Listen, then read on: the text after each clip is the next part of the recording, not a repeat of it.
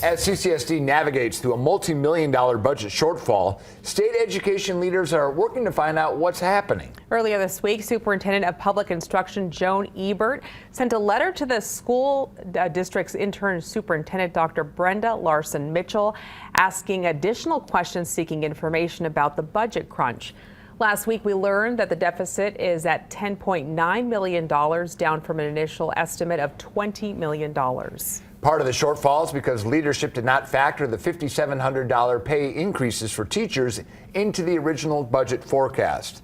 So one key question is if CCSD leadership asked principals at any point between January and September if they needed to adjust their building level budgets, either because information they received from the district was incorrect or if they needed to correct a central level deficit.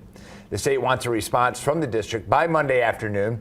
We've reached out multiple times to CCSD, the State Department of Education, and the governor's office for interviews regarding the budget shortfall, and we have not been granted an interview.